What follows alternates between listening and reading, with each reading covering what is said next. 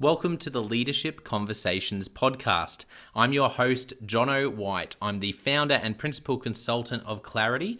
We are an Australian-based consultancy that works with leaders around the world, and our passion is to invest in people to become everything they're meant to be in order to fill the world with healthy organizations that people love to work for and customers line up to buy from. The goal of this podcast is to invest in you and your leadership. If you're just joining us for the first time, then feel free to check out consultclarity.org. That's our website, consultclarity.org. We have so many free resources on there, the most popular being our 7 Questions on Leadership series. We've had more than 1,500 leaders from around the world in all different sectors give their in-depth answers on leadership, what books they love, what they found most challenging, the most meaningful stories, how they structure their time through the day. That's free, so go and check it out.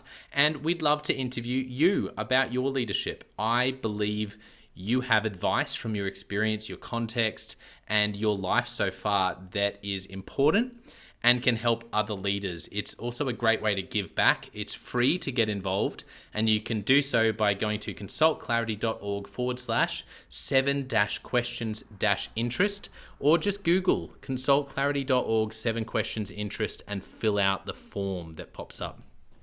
We have a free resource for you on our website. It's called Leadership Survival Guide. It's a 57-page ebook. It has interviews with 10 world-class leaders, and you can go to consultclarity.org. It's right at the top, and get that today.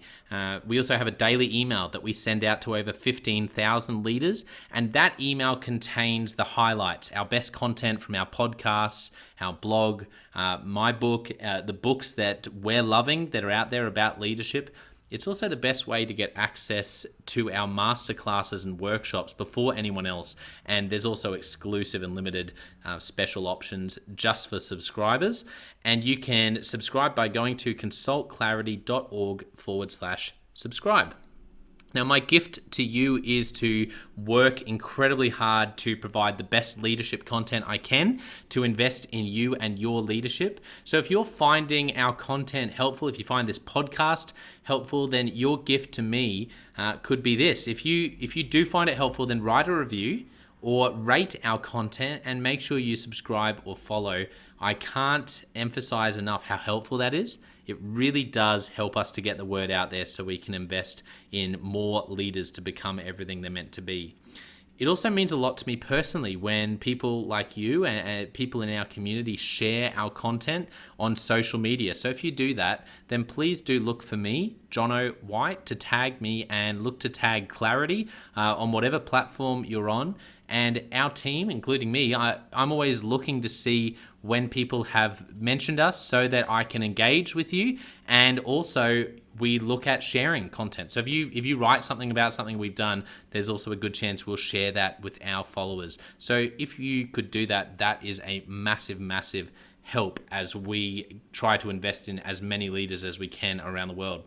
Last of all, you can check out my book about how to deal with difficult people even if you hate conflict. It's called Step Up or Step Out. It's available on Amazon.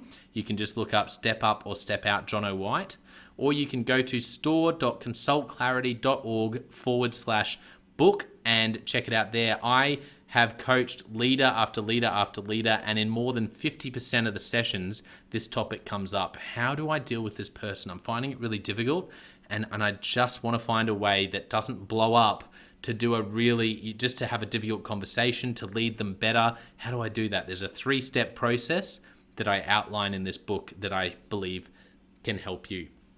Okay, let's get into today's episode of the Leadership Conversations podcast. Enjoy.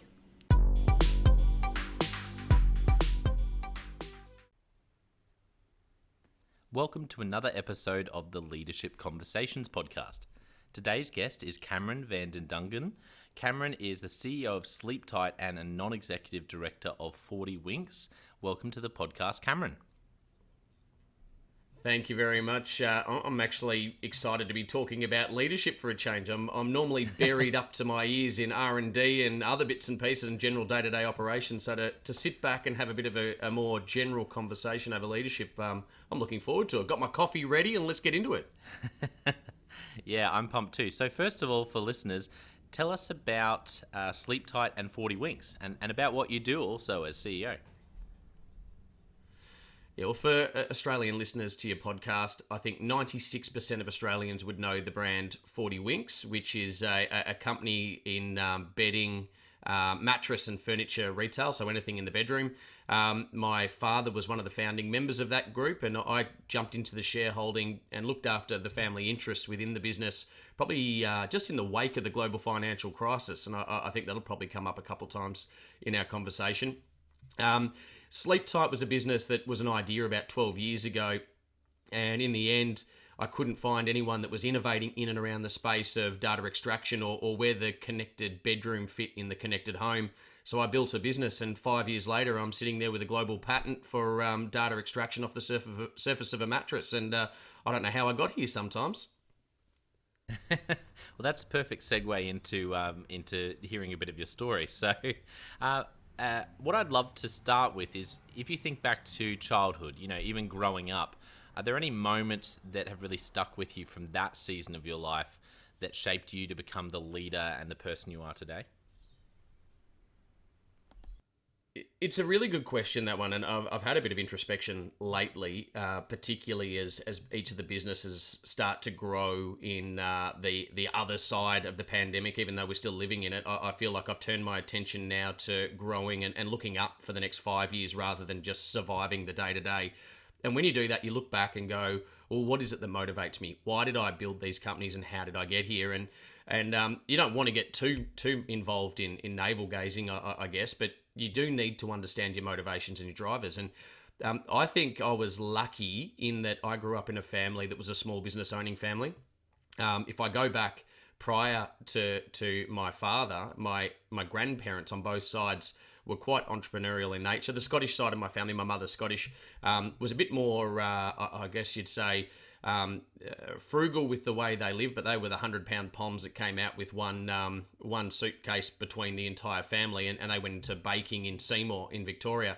But my father's side was probably more entrepreneurial in spirit. My Oma opened aged care homes when she first arrived in Australia, and my father was rolling the dice on different businesses, and 40 Winks just happened to take off. So I think back early in my journey, and it was one of money comes and goes. It was one of we're having a really good season right now in retail. Therefore, we've got new shoes and an overseas holiday. And then the very next year, it might be, the early 1990s when we've got the recession in Australia and Victoria. And, and all of a sudden it's second-hand everything again. And those international trips become trips down the coast instead. So you kind of grow up learning that money comes and goes, and never to live beyond your means, but always to realize that just wait another season. And it's about persistence. So I think the earliest memory I've got of being, and this does not paint me in a good light, John. I just stress that this probably gives you a bit of an insight into my mindset and how I grew up. Now, I go back to being in grade 2, and every young kid in Australia will remember charity chocolates. You used to get the box of charity chocolates, and you'd go home and you'd sell them for a couple of dollars, and you'd raise money. What I started doing was selling them for $2.50, making a profit on it, and then reinvesting my profits back in so I could afford my own chocolate. So rather than asking my parents for it, I sold it for $2.50, and then every 4 bars I sold, I made enough to buy myself a bar. But I didn't stop there, Jono. My family was in franchising, so I actually got other kids to start selling for $2.50 as well, and then they bought their chocolates back off me. So I don't know why they didn't think to buy their own chocolates, but at the time, I ran a system of probably 3 or 4 other kids out there selling chocolates at a premium, and then coming back and buying their chocolates directly off me. I only got caught because one child went to a house of a school parent. They called up, and I got called into the principal's office. Now, it's a long-winded story, I know, but it talks probably to my psyche of why I am the way I am in business. The principal took me into the office and called my father. And I remember my father answered the phone, and he said, "Your son's been caught selling chocolate for 50 cents extra. And my dad goes, well, I don't know whether I should be upset with him because I'm in retail and that's what I do every day. He understands profit. I'm actually quite proud of him. And but the principal said, no, this is charity. You've got to explain to him the difference. So my father did sit me down and said, look, I'm really proud of you for understanding profit and understanding the ability to buy something at one price and sell it at another price. He said, but this is a charity that's very different than a for-profit. He made me go back and offer the 50 cents to each of the houses that I'd sold the chocolate to. And not one of them made me give the money back. They all were so lovely to me and they actually patted me on the back more often than not. So I guess the lesson I learnt was pick your moment, but there's nothing wrong with a bit of profit. Yeah, I love that story. And I always love hearing stories of exactly like you just shared, where you can see the mentality, like you said, a little bit raw, but you can see the mentality of obviously how you think right from that story in grade 2. That's amazing. Oh, look, it's just one of those things. I mean, I've looked at multiple times in my life, and I grew up again. My father on weekends, even though he was running this business, on weekends he'd go to markets and he'd buy toys, broken toys off toy stores or off Myer because he was working with Myer before he started 40 Winks. And on the weekend, he'd fix the toys and we'd go to the market and I would sell my toys as well. So again, it was this never really worrying about possessions much because possessions come and go. And I think that actually makes you predisposed to start new businesses because the downside is you lose things. And if you don't really have an attachment to the material things, it makes it much easier to roll the dice and risk it. And because I've often wondered, why did I start an advanced manufacturing business developing medical devices when I have no history? Not one bit in my history is working at a 13485 compliant QMS or actually even been in manufacturing, yet here I am holding a global advanced manufacturing patent for flexible, stretchable, printable electronics. But it was one of those things where you go, well, no one else is doing it, so I may as well have a crack. Yeah, it's almost like you looked around and said, well, why isn't anyone buying their own chocolate bars? And but this time you picked your moment. Yeah, well, I guess I'm often told, especially amongst my researchers and the research world, because I sit in rooms with some incredible people and I am nowhere near the smartest person in the room. In fact, the vast majority of times, especially with my researchers, who are mostly professors or at the very least doctors, I sit in the room and go, why do you even humour me being around you? Like, each of you are phenomenally talented, incredibly intelligent people. And here I am, the dunce in the room, and I feel like I'm just a mouthpiece at times. But then you sort of start to understand when they talk to you that there's a skill set that I have that they don't have. And that's an ability to see opportunity, markets, understand what a consumer wants, and then build products and services based on what the consumer wants rather than what extremely intelligent people think they need. And that's a very key difference between the two. One is actually understanding the deep need from the consumer or the customer at the end, and the other is about technically perfect products and services, and not often do they actually meet. Yeah, I love I love what you're sharing there. I think it's so true. How do you know the difference? What have you learnt about how to distinguish between the technically perfect product and the product that people actually want and need? Now you're really going to push me because a lot of mine is gut and actually immersing myself. I was asked at a conference about a week ago when I was up on the Gold Coast for the Family Business Association of Asia Pacific, and I'm going to give them a shout out because family business for me is one of the unsung heroes of the global economy. They're often 3, 4, 5 generations, and they do a lot of the heavy lifting out there. So I'm just giving them a quick shout out at the moment for anyone involved in a family business. I couldn't be any greater of a spokesperson for it. But I was asked the question going, how do you know? How do you know what is the right product to go after? How do you know what is the right developmental pathway, commercialization pathway, research translation pathway? I'm not what you would call an academic. So I can't give you a beautiful framework that I've used this system and I've used this method to be able to determine what my customer wants. I'm a lot more seat of the pants, go with your gut, and being more emotive led in my decision making. Might come from the fact that I love Malcolm Gladwell books, and I'm not sure whether you've read many of them, but Blink is one of my all-time favorites of Malcolm Gladwell, talking about gut decision making. and that if you trust your gut more often than not, it's better than rational thought. Yeah. And so I've always gone that way. But I like to surround myself with the customer or with the person, the end user. Not always is the end user the customer, I should add.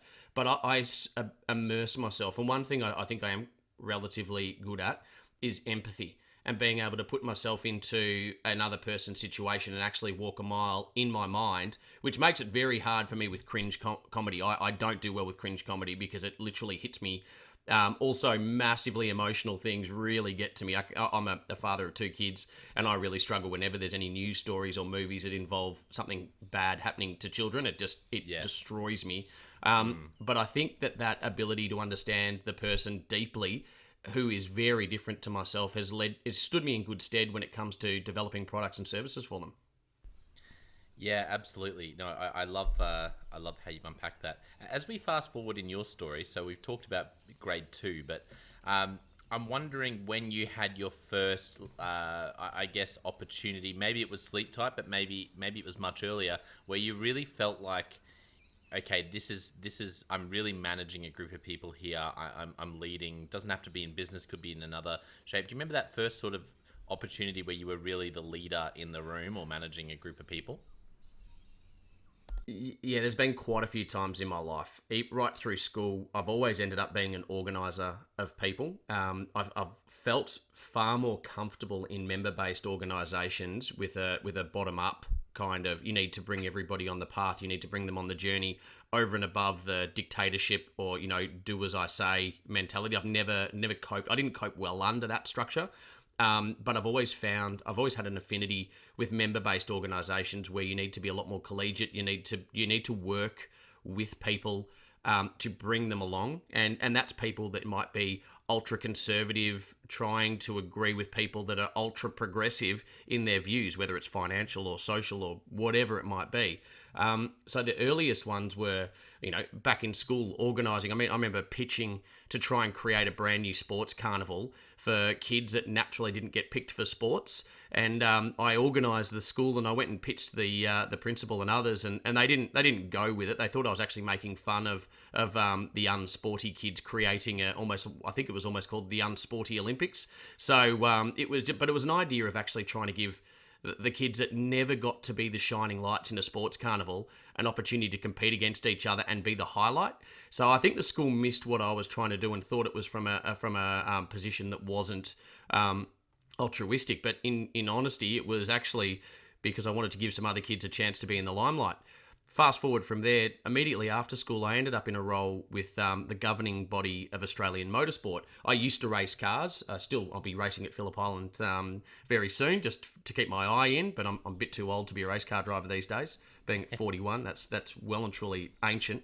But I was the assistant secretary of the meeting. Now, the secretary of a meeting in motorsport is basically the head of the administration of a motorsport. So they look after all the volunteer officials. They look after all the paperwork, the permits, the applications, and other bits and pieces. And I had an incredible mentor who has since passed away, but his name was Peter Nelson. And Peter was one of the most instrumental figures in bringing Formula One to Australia. And he basically wrote the rule book, or essentially the entire administrative plan for what a modern Formula One Grand Prix is. The first Formula One Grand Prix of this year was Bahrain. And Peter taught each of the members of the Bahrain organising committee how to run a Grand Prix. He personally taught them. He taught Malaysians, Chinese, he worked in Russia, he worked all over the world. And I got to understand at his feet how to run a network of up to 1,200 volunteer officials. So I was very lucky that I spent 5 years working as an employee in that structure. But I spent close to 9 years as that assistant secretary of the meeting, coordinating 1,300 volunteer officials. Now, there is nothing harder than coordinating volunteer officials because they don't work for money. They work for something more. They work for an outcome and a desire and something that drives them. And if you treat them like a paid employee, they'll walk off the job because they're not there for money. Yeah. Yeah. What did you learn about how to, I guess, what were some key lessons you learned from him? That you're not always right, and that there's a lot of emotion in member-based organisations. There's a lot of fiefdoms that are built, and that the core of it the core of the concern of a volunteer official. And to be honest with you, I've noted it in franchising as well later in my life. So it's the same skill set that's applied from volunteers right up through to franchising, is the fear of either missing out or losing what you've got. That is the Australians by nature, and I'm sure it's probably true of many countries around the world, when you get to a level of comfort in life, the fear turns from, not achieving to losing what you've got. And in volunteer officials, it might be as simple as, and I'll give you examples because it always helps. People that drive, there's a key role called a course car marshal. Now, these officials get to drive high-powered cars that are brought in by a manufacturer, and their job is to literally clear the track at the end of each session, pick up all the reports from incidents around the corners, move officials around, and basically just be there to look at the quality of the track. Now, at a normal motor racing state level event, it'll be one course car driver, but at the Grand Prix, you have 4 course car drivers. The biggest fear every one of those course car drivers has when they first arrive on site is that they're going to lose their job. Even though they might have had it for 10, 12, 15 years, they know that everyone else wants their role. So until they get the keys to the car in their hand, they are edgy. They're nervous and they will come and annoy you. Now, if you took it on the surface and thought, why is, let's call him Kevin, why is he annoying me? I've got some massive problems right now, and Kevin's causing trouble everywhere, and he's agitating and he's creating angst. All we needed to do in the end was find a way to get Kevin the keys to his car ASAP. Find a seamless, frictionless path so he can get the keys to his car. And guess what? Kevin as a problem in your organization disappears, because it wasn't that he wanted to be a troublemaker. It's that he was apprehensive about losing his role. And all it took was a set of keys in his hand and he was happy. So there were lots of things like that, and I can give you perfect examples in business right now in franchising where there's similar things where you don't listen to the words they say. You've got to understand the reason behind or the emotional motivations that drive the behavior. And that's probably one of the things I learned early. You know what's funny? I can hear in that story that you just described a direct parallel to what you talked about in understanding customers, because you've talked about really understanding that what that person needed was the keys in their hands, not the answer to the 20 questions they might have been asking, or that was actually what they needed. And just in the same way that you've described that sometimes customers, I love what it says in the book Blue Ocean Strategy, which is, I love that perspective. The book goes through a way of strategic planning that's data-based, research-based, and really drives innovation that I love. And one of the things they say in the book is, if you go and ask customers what they want, they'll tell you, oh well, I want it to be faster, I want it to be bigger, I want it to be better, and I want it to be cheaper. And the truth is that, just like you said, you've got to look past what they're actually saying, and you've got to find out what will actually solve the problem. What's the next level? Or one of my favorite quotes from this podcast that someone shared, I can't remember who it was, but they said, the light bulb wasn't invented by continuously improving the candle. And I think that probably goes straight to the Sleeptite business of mine. If you ask someone, how do you do falls prevention, or even start to talk about obstructive sleep apnea identification, or restless leg syndrome, or even anything to do with the quality of sleep through the course of a night, people don't know what's out there. They don't know technology that's available, and so they will answer you with what a framework, as you say, in adjusting the candle or slightly making better the candle. They don't understand there's newer technologies coming out, and they might have heard of some things, but they don't understand it. Then there's discussions around radar technology. So you get the electronic components manufacturers that are out there, whether it's Texas Instruments or whether it's an Infineon, that are pushing their different types of sensors that can be used in this environment. But, with what I've been able to create with my team at Sleeptite, we've actually gone right back and said, why do we need to use this, I shouldn't say over the top, because I don't mean it. Radar technology is phenomenal, don't get me wrong. But the reality is, in the pricing matrix in certain categories, it will never fly, well, not until it comes right down in price. So we looked at a challenge, our first commercial output for Sleeptite is actually aged care. Even though it came from an insight in and around sleep, understanding what a good night's sleep looks like from a data set point of view, because once you get me talking about sleep, Jono, with this thing will blow out to at least 4 or 5 hours, because it's a huge passion of mine. Yeah, no, it's good. But it wasn't about that. It was, I was introduced to this incredible researcher out of RMIT University back in, I want to say 2016. I think it was 2016, 2017. So the Australian Academy of Science had a brand new CEO who's still there to this day, Anna Maria Arabia. She is phenomenal, an absolute superstar. She brought in an industry advisor to the Australian Academy of Science to help their incredible researchers start to translate their breakthroughs into commercial successes. Now, Rob Fildes was that person, and Rob had seen a young, at the time, associate professor, Madhu Bhaskaran, from RMIT, talk about a micro nano research breakthrough she had had, where her and her team at RMIT had created a patent and had it approved around a technique of applying electronics or printing electronics onto materials much like contact lenses. So extremely flexible and stretchable. Wow. Now, this was, when she developed this, she developed it with a view to be either a UV patch, so to be able to tell you whether you'd had too much exposure and you needed to either get out of the sun or put on more sunscreen. But she'd also developed it and was considering another environmental factor in mines, so to use it for air quality and to determine whether there's noxious gases around, and basically be monitoring at all times on the skin of the individual or on the clothing or whatever it is. Now, when I saw it, and this goes to the point of needing to understand what an end consumer wants, even if they don't understand what they want, I'd been trying to find a way to determine the quality of sleep from a person without having to use a polysomnography machine, which is all those electrodes that you get hooked up to if you ever go to a sleep lab. Very much cumbersome to put on, do not replicate a good sleep environment, and you've got to go to a sleep lab. And if anyone's had any attempt to book a sleep lab, you're on a waiting list for at least 12 months. So it doesn't replicate good sleep. It disrupts you. You've got to go to somewhere that's not familiar to you, and you've got to wait over a year to get it done.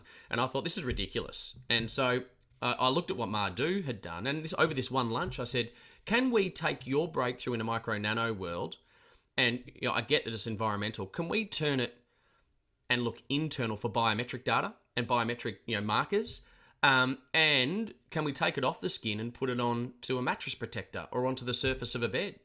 Now, many researchers out there would go, nope, that's not the application for this. I was fortunate in my life that I got to meet Madhu, and Madhu said, yeah, we can. So, all of a sudden, 4 years later, 5 years later, because now, 2022, we're sitting there holding this patent on something that no one knew even could exist, which is printed, like just using inks, no semiconductors, nothing else. So very low cost when it comes to the actual manufacture of this, an ability to manufacture on a production line at scale relatively quickly and keep the overhead, the overall costs low. But it's still a system of data extraction that's the closest we've ever been able to get to the skin on a nearable, because I never wanted to be a wearable, mainly because, again, understanding that end consumer in a residential aged care facility, the moment you make a carer have to put something on a resident, you impact two people. The resident who does not want to feel like a guinea pig, the industry calls them consumers and not residents, and the carer who's already overloaded with work. You're now adding another element of grief where they've got to sometimes almost wrestle with the person to make them wear that wearable. That is not good workflow. That is not good for the consumer in an aged care. So, if anyone's had a parent or a grandparent in these places, you don't want them disrupted. You don't want them upset. So I took it off and said, okay, if we put it on the bed, they can't get around it. They don't know we're monitoring them, or at least they're told we're monitoring. They have to sign off on it, obviously, but they don't feel like a guinea pig. And we're able to determine whether there's a person in bed or not, what position on the bed they are, and in what posture they are. And we're doing that without having to attach anything to the body, without cameras, microphones, or anything else invasive. Now, no one in that sector knew you could do this. This is now tying it back into that beginning of the loop you mentioned. We just happened to stumble across it by continually looking for an outcome that meant non-invasive biometric data tracking through the course of every night off a bed. Aged care just happens to be the first commercial output. There are so many more, though, in that space. Yeah, what I love about your process that you've described there, one of my favorite books. It's actually sort of almost a series of books. There's two of them by Greg McKeown, Essentialism and Effortless. I don't know if you've come across those books, but in Effortless, one of the things he talks about is looking at a problem or looking at a sort of a project that you're working on, and instead of trying to remove steps, instead of trying to make the steps sort of streamline them, actually looking at removing steps altogether by going back to square one and saying, let's start from zero. It's that idea of saying, it's almost like, that idea of budgeting and going like, okay, let's just get rid of everything and start from zero. Or calendar, go to your schedule and start from zero. And I think it's such a powerful idea, because I heard you use that sort of phrase, that you looked at it and went, well, okay, it's not that these radar technology isn't great, but what if we actually go back a step and say, is there a way to do this that we don't even need this, what is right now just prohibitively expensive technology involved? Yeah, it's exactly right. And again, I go back to that core and why I've been sort of thinking about, why did I do this? Because I've looked up and I'm like, $9-10 million in development of something that at any stage could be obsolete if someone comes up with a technology that just happens to usurp it, or all of a sudden there's a way to make radar technology not need line of sight on the face and not be cost prohibitive. And again, it goes back to that not mining if I fail, if that makes sense. I'm not afraid of the other side of it. So that makes it easier when you do go back to the beginning and say, well, what if we try something different? What if we go a different pathway? And I've actually got little gateways in my head of, well, if I don't achieve this, well, then I walk away, and what have I lost? At least I've tried something and I've got a brand new experience in life, as opposed to the fear of the whole thing falling over tomorrow. I think my fear is probably more in, I'd just be upset that I wasn't able to achieve my ambitions, but I didn't move on to the next thing and find joy in that. Yeah. Yeah, no, I love that. I love that perspective. I think there'd be a lot of leaders listening who know they need to innovate, not in exactly the same way, but they know that whether it's a small business, whether they're an entrepreneur, or whether they're leading a global organization, they'd be listening going, this is the sort of approach we have to, I really believe there'll be a lot of people listening going, we have to embrace this sort of approach if we're going to survive and thrive moving forward. Now that you've gone through this process of actually creating and really innovating, what have you learned? If you were going to sit down over coffee with yourself back when you started this, what would you do differently? What advice would you give? So next week I'm speaking at a conference, Cooperative Research Australia. I'm going to Canberra, and the topic is looking back to move forward. What would you have done differently? It's very funny you asked me this question, Jono. So for me, I genuinely, I probably wouldn't tell myself much. There's something pure.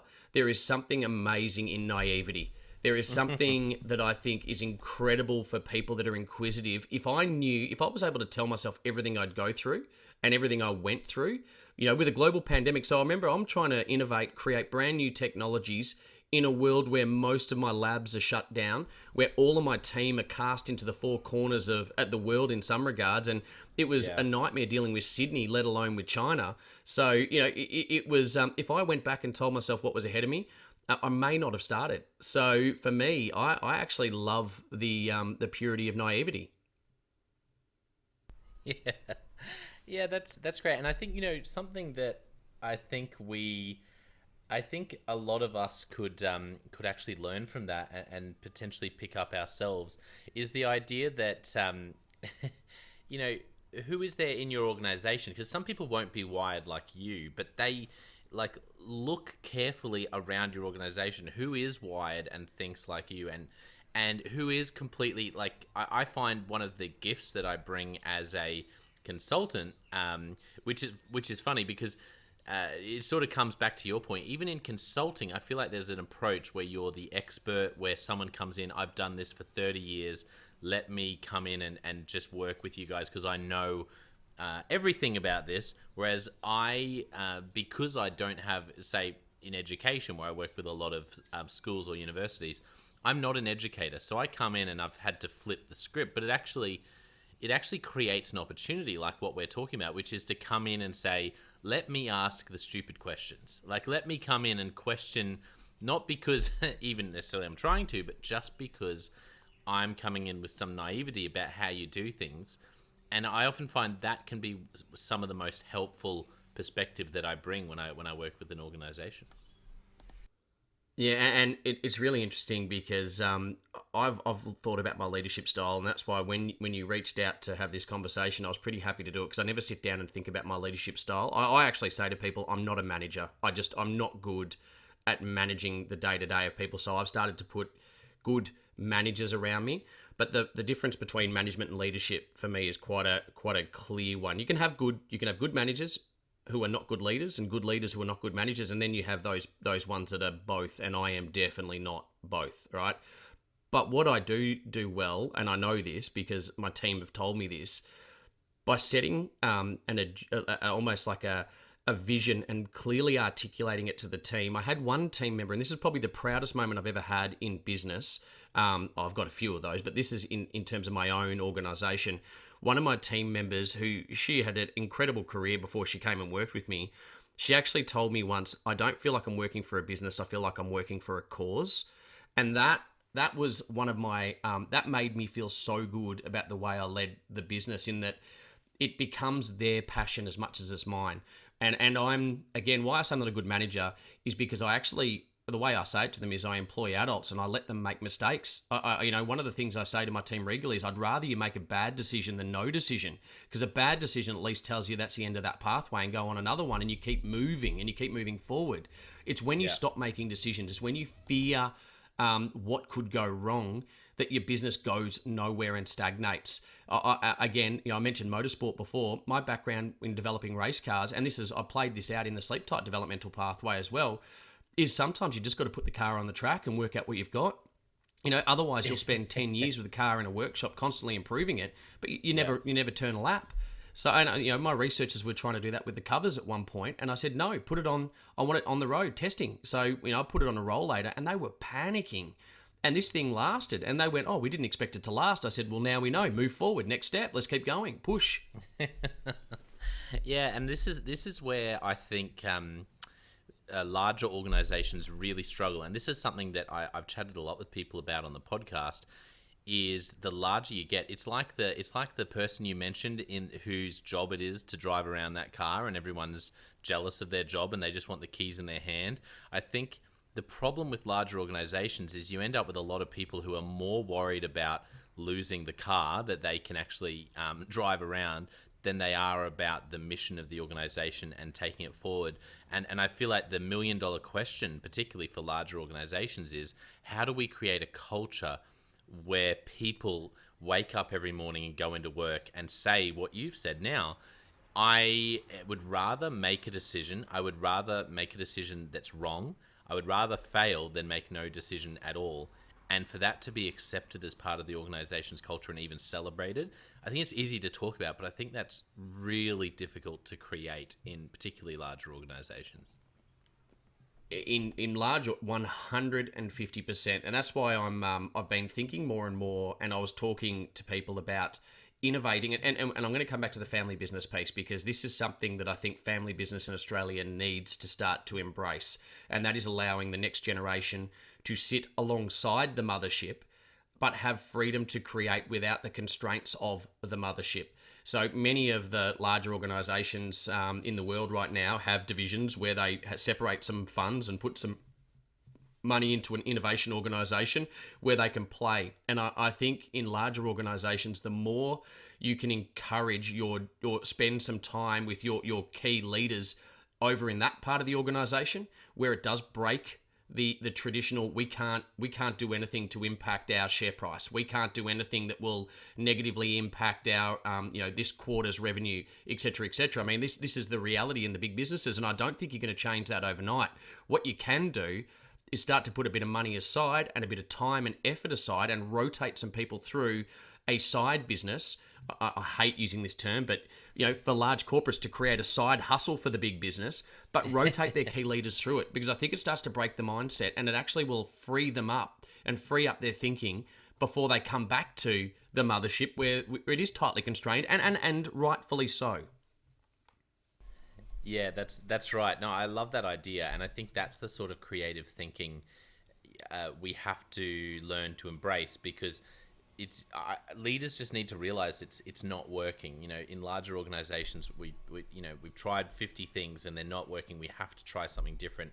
And that idea of a side business, side hustle, is great. One of my favorite stories, once again from the book Blue Ocean Strategy, which I love. But I think the challenge in this for large organizations, they talk about General Motors, and at a time when General Motors needed to be innovating in lots of ways. One simple example of the challenge for the executive team, they would turn up to work at head office, and one of the perks of being on the executive team of GM was you would get the newest series of car regularly. When you turned up to work, someone would then take your car and detail it and fill it up with fuel and service it without you even needing to know about it.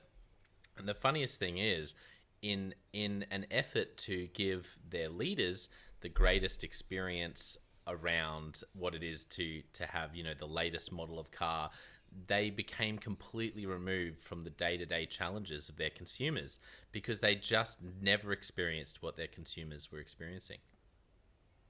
Yeah, it's so true. And I actually, early on, and I can talk about this company now because it doesn't exist in the way it did, which was General Motors Holden. I used to, in my earlier days before coming back into the family business of 40 Winks, I worked at McCann Erickson advertising agency as account manager on Holden, light commercial vehicles, small, medium, and family SUV sort of style vehicles. And I remember being so excited to go and work on that account. I was from the world of motorsport. Holden was the be-all and end-all when it came to marketing. When I went inside that organisation, there were brilliant people, and I still hold many of them as friends today. But they were so fixated on price and fighting career on price that I think they lost sight of where they sat as a competitive advantage in the marketplace, and they lost relevance to the end consumer. And I love what you just said there about limiting yourself from seeing or walking a mile in the consumer's shoes. One thing I do, and this is even with the 40 Winks business, I mean, this is over 107 stores around Australia, over well and truly over 300 million in revenue, with an ambition of much higher than that. I still test beds myself. And my wife hates it, but I still rotate beds through. I'm sleeping on a prototype bed that adjusts to you based on your biometric data inputs. Again, something that I could get Sleeptite to feed. But my kids are sleeping on the Remy system. I just want to feel it. I want to see it. I want to touch it. I want to understand what the frustration is, because there's nothing worse than an engineer designing a car without thought for the mechanic. Why would you have to remove the engine to change the oil filter? It may be designed, and it might be designed beautifully, but a mechanic that has to do day-to-day running will find it an absolute nightmare. It's not practical. So the idea is, if you are developing products for people, you have to understand it. If you don't embrace it and see the challenges they face, you miss out on something that will stop adoption, that could be as small as just making a tiny tweak. Yeah, and I think there's a great principle there that you've just unpacked, which is, make sure whatever your product is that you're creating, find a way to, to sleep on your product. If you're making and designing beds, then you have to be. Don't just be sleeping on the award winner that your best ever that you've ever made, but be sleeping on those new products that you're trying, that you're putting into people's bedrooms, so that you can understand what the consumer's feeling. And I think that's obvious, although I don't think many people would be doing it like you're doing it, because there is a cost, like you said, with your wife not enjoying it, and there's always a cost with that. But the challenge is, whatever your product is, how can you creatively find a way to experience it yourself?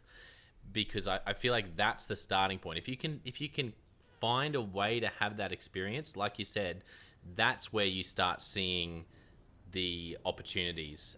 Whereas when we're in a boardroom, when we're at a whiteboard dreaming and thinking, it's so easy to say, oh wow, how beautiful is that car, if we just put the oil filter there and the engine there, without realizing that actually, like you said, the mechanic who has to service it needs to take out the engine to change the oil.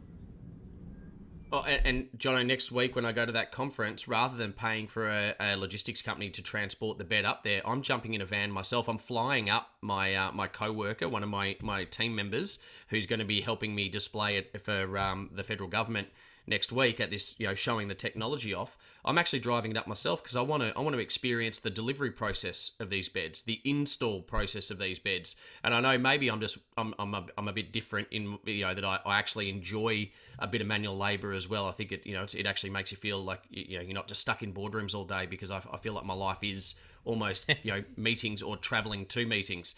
But it's something where you go, oh my god, this is actually 120 kilos. This is not easy to move around. It's just little things like that. The aspect of delivery, what it's like to set it up, how much effort goes into it. Is it too time consuming, too expensive? So and rather than ask someone else to do it, I'm not really that big on the, you should be sweeping the floors at all times, just to show your team you're willing to do it. There's an element of that, but I think it goes deeper than that. I think it's actually, I'm just naturally inquisitive and want to experience everything that the product has, from product concept right through to the final, the last mile. That is that elusive thing that we're all chasing, the perfect last mile experience. Yeah, that's right, and that is the key to great design and great product design. But it's, I think, the message that even for me, I think it's challenging for me with what I do and with the coaching that I do, and it's hard when you're a service, when you're providing a service, but it's asking, how can I creatively find a way to experience this for myself? Because that's why I know I've mentioned this book a few times in this episode, but I just love the Blue Ocean strategy approach, because they say there is no substitute for experience. And they even tell a story about a pharmacy, a large pharmacy company in the US, where they were reviewing their strategic plan and they wanted to look at, really understand what it's like in the shoes of consumers. So their whole executive team did this process that they unpack in the book, where they had someone volunteer from the executive team. I think it was the head of IT for the company who volunteered, and they became the sick person that day. And so the whole team went with them, went to their house, and they went through what would be a day in the life of someone who actually wakes up not feeling well. And the funniest thing is that as they went through it, they realized at all these different points, and this is pre-COVID when the book was written, but they realized how much easier would it be to just turn up to work and just push through feeling sick. And they realized, because of all the silly little barriers that were involved in getting medicine and waiting for a doctor's appointment, and that led to innovation in how I think one of the things they talked about was the challenge of, if you're not feeling well, needing to go and get a script from a doctor. And so they thought, well, what if we, at our pharmacies, what if we actually have doctors at our phamarcies, or nurses, and this idea that someone who's not feeling well can just go to the one place. And they never would have thought like that if they hadn't actually mapped out and walked through. It's really funny. They tell the story in the book how they literally called up different doctors and they really went through it, like, what's it like? And then they realized they couldn't get in to see anyone until around lunchtime, and just putting themselves in the shoes. And I think the point is, you've got to be creative, you've got to be incredibly intentional. You may have to spend money, you'll definitely have to invest time, but find a way to put yourself in your consumer's shoes and your employees' shoes, which is the other thing that you're doing by driving the bed yourself, is put yourself in your employees' shoes, and you'll automatically have insight. And your people will end up saying things like, oh, thank goodness you changed that. That's actually made a massive difference, when you never would have necessarily known that, or they might not have known to ask for a different way to do it. Yeah, and it's, to be honest with you as well, I actually, it sounds so silly, I value their time more than I value my own at times. I'm like, I need the director of R&D delivering on this technology product. I can't have him out on the road for 7 hours driving to Canberra from Melbourne, and then another 7 hours on the way back again. I thought it's more valuable for me to have him in there doing the work that he is so exceptional at doing, which is managing multifunctional and cross-functional engineering teams. Whereas I could spend 7 hours just catching up on all my phone calls, because let's be honest, that's pretty much what you do for most of a 7 hour drive. But it also looks at what's the best use of time of each of the people. And I can make a lot of use of time of 7 hours in a car, whereas I'd much prefer my team members doing the job that they are cut out to do. Yeah, this is so good. What I'd love to do, Cameron, is because we've touched a little bit on sleep, but I'm really passionate about sleep. Actually, for leaders, I think sleep is underrated as a variable in performance as leaders. We're very quick to review our strategic plans. Oh, mate, it's not even there's no question about that, Jono. There is that much data around right now that says you are better off, rather than burning the night candle, going to bed. You will make better decisions the following day, and the data is basically settled on that. Yeah, I know. So that's what I'd love to do, is invite you back for a sort of follow-up episode, and maybe we can talk more specifically around sleep from, and actually just dig a little bit into one of your favorite topics, but say, okay, leaders, let's tune in and have a leadership conversation around sleep. So I'd love to do that, because I feel like we've only just touched on that topic, whereas I can already tell you've got so much more that we could chat about around that topic. Yeah, mate, look, happy to come back at any stage. And if you get me talking about sleep, I don't think you'll ever get me stopping. It's such a powerful part of our lives that no one really understands. And it's the true performance advantage if you can get it right. Yeah, love it. Well, to finish today, because I'm just having so much fun chatting with you, I know I've gone a bit over time, but I just want to ask you a few of these Leadership Express questions and get your thoughts. Are you ready? Shoot. So firstly, what's a book that you've gifted to other people? Blink. Pretty much anything by Malcolm Gladwell. Also, Simon Sinek. I love Leaders Eat Last. Yeah, great recommendations. I'm a big fan of Malcolm Gladwell and Simon Sinek. That's great. What about right now? Are you in the middle of any books that you're loving? Any podcasts you're enjoying? Any blogs that you follow closely?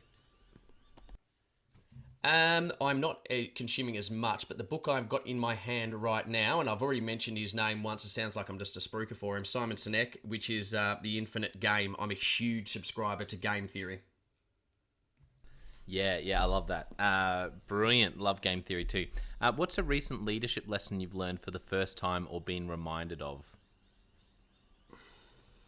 That's a very good question. Oh man, I'm actually shot at the moment on that one. There's an element of there's actually an element of being strong. So I have been so focused on ideas and outcomes that I sometimes forget that you actually need a lot of structure for team members and employees. So even when you do get caught in your visions, one big thing that became very apparent to me is that not everybody likes the unknown and the uncertain and the infinite like I do, that structure is as important for people, if not more important for many people than the passion and the emotion of creating something new. Yeah, no, that's great. That's a really good thought.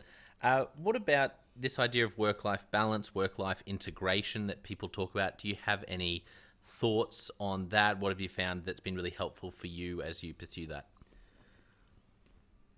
I've been very lucky that this has been a major focus for me for nearly all of my life, and I always wanted to create organisations that I would have thrived in when I was younger. So when the pandemic hit and remote work and other bits and pieces came in, it didn't actually change my attitude nor my team members' attitude. In fact, most of them were screaming at me to get back into the office.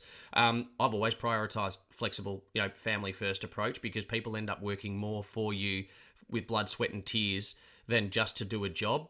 But on top of that, I also have been a massive subscriber for a very long time, and I'm talking, a decade or more, for mental health days. I tell my team, it used to be sick leave, it's now, carers and compassionate leave, or whatever it's called now, the appropriate title. But I'd say to them, if you wake up in the morning and your head is not right, you struggle to get out of bed, I would much rather you take a mental health day and get yourself right than come into the office. I think it's highly critically important that people take care of their mental health and their well-being. They're unproductive when they're at work at best, and it's not good for them long term. So I like to create an environment where they feel comfortable that if they wake up and they're not right, stay home. I love it. That's so good. Any movies or TV shows that really impacted you?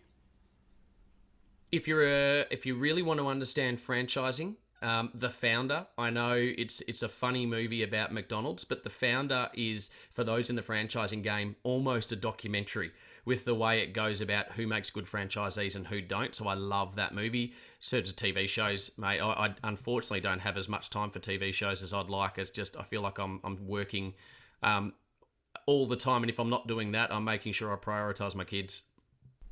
Yeah, no, that's good. That's great. I love that recommendation. The Founder, really good idea. Okay, last question. If you could only give one piece of leadership advice to a young leader, what would you say? Trust your gut. Absolutely trust your gut at all times. It's something that people, they second guess themselves. Again, going back to that Malcolm Gladwell Blink book, there is a reason gut decision making can be very, very good for you. It's not just a thought, it's not from the brain, it's something much deeper and much more emotional. So always trust your gut and go with your first instinct. Yeah, great advice, and a great place to land for people who've really enjoyed today and want to find out, want to connect with you online, follow you online, but also maybe connect with connect with Sleeptite and find out about, some of the amazing things you're doing in sleep. Where can people connect with you online, Cameron? I'm happy for anyone to hit me up on LinkedIn, Twitter. I'm on every social media platform except for TikTok because I think I'm too old for TikTok. But I'm on basic every platform you can imagine. But LinkedIn's a great place. I've actually found it, and I've been using LinkedIn for a very, very long time. And I'm not good at responding to messages because I get too many in a day. But I do like to connect with people that way, and I think that's how we connected, Jono, in the first place. Yeah, it's true. No, it is. So I would encourage anyone. It's always nice as well if something Cameron shared today has really struck a chord with you and or really helped you, then make sure you do drop him a line and maybe a couple of follow-ups. that's what I do on LinkedIn, because I'm the same. My inbox does get full. So, but wonderful, people can connect with you on there. Well, I want to thank our listeners for tuning in, and make sure you keep an eye on the podcast, because we are going to do down the track. I will line up another podcast focused on sleep, which I'm really excited about with Cameron. I think that's going to be a lot of fun. But for our listeners, don't forget, I also have the Jono White Leadership Podcast and the Leadership Question of the Day podcast. They're two other places you can go to listen in and invest in your leadership.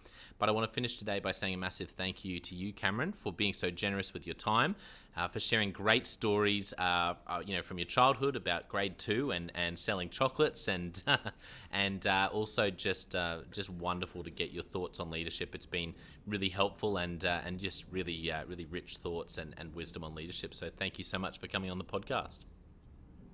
No worries, and thanks for having me along. It was good to stop and think back. I haven't told that story about grade 2 in a very long time, so you've got me thinking. Thank you. Well, I hope you enjoyed that episode of the Leadership Conversations podcast as much as I did.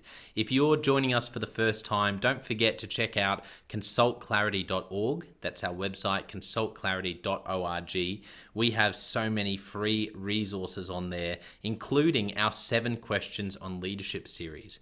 We've had more than 1,500 leaders from all over the world in all different roles, in different industries, answer these 7 questions on leadership, and leaders give these in-depth answers around how they spend their time, a book that's been significant for them. It's just a gold mine. It's completely free to access, so go to consultclarity.org and look for that. We'd also love to interview you about your leadership. I believe your experience, your life, your context means that you have advice on leadership that other leaders can learn from. Yes, you, if you're going, not me. Well, no, I really believe you would have something to add. So if you're looking for a way to give back, it's completely free to get involved. And we would love to interview you through the 7 Questions on Leadership. You just go to consultclarity.org/7-questions-interest, or Google consultclarity.org 7 questions interest and fill out the form and get involved. We have a free resource on our website called the Leadership Survival Guide. It's a 57-page ebook, 10 world-class leaders giving their thoughts on leadership, and that's completely free. It's available on our homepage, consultclarity.org, right at the top, so make sure you go and get that and download it today. And we have a free daily email that you can subscribe to. We send this out to over 15,000 leaders from around the world. And it contains the highlights of content from our podcasts, our blogs, our books we're reading. It's got the best content, and it gives you exclusive, limited, early access to our masterclasses, workshops, new products, special offers. It's all for our subscribers. You can go to consultclarity.org/subscribe and join 15,000 other leaders. And my gift to you is to work really hard, particularly through the Leadership Conversations podcast. I have been blown away by the quality of the leaders, and I'm learning as much as anyone in doing these interviews. So I'm having a great time. And my gift to you is to keep lining up the best leaders I can to invest in your leadership. Your gift to me, if you're finding this helpful, there is something that you could do that would help us out massively. And that is to write a review and to leave a rating for our podcast or wherever you're watching or listening to this. I can't tell you how much that helps us out. Also, subscribe or follow. It really does make a difference in helping us to help more leaders become everything they're meant to be. Another thing that means a lot to me personally is when I see our community share our content. So if you do share this or any other piece of content on social media, then thank you, and please do that. And look for me, Jono White, or Clarity, and tag us in your post. Our team is always looking for posts to engage with from our community, and there's also a chance that we'll share your content to go beyond and share it with our followers. Last of all, you can check out my book. It's called Step Up or Step Out: How to Deal with Difficult People Even If You Hate Conflict. I wrote this book because 50% of the coaching sessions I have with leaders, this topic comes up again and again and again. And it's this idea of, how do I have this difficult conversation? How do I lead this person better when I'm finding them difficult? Or in some cases, you look and you say, I think I might be leading a difficult person. They're just quite difficult to lead, or I'm finding them quite difficult to lead. So there's a 3-step process that I unpack in Step Up or Step Out. And the amazing thing, and I've literally done this myself, and I've heard it anecdotally from other leaders as I've coached them, is that if you follow this process, you will see that person step up and change their behavior or make a decision, which is to step out some of the time. 95% of the time, people will step up or step out in just 4 weeks. And I stand by that. It's you have to read the book to understand, but I really do believe in it, and I've experienced it firsthand. It works. So you can go to Amazon, look up Step Up or Step Out Jono White, or store.consultclarity.org/book. Well, thank you so much for listening. We're going to be back with a new episode next time of the Leadership Conversations podcast. And I hope today has helped you to take another step towards becoming the leader you're meant to be. See you next time.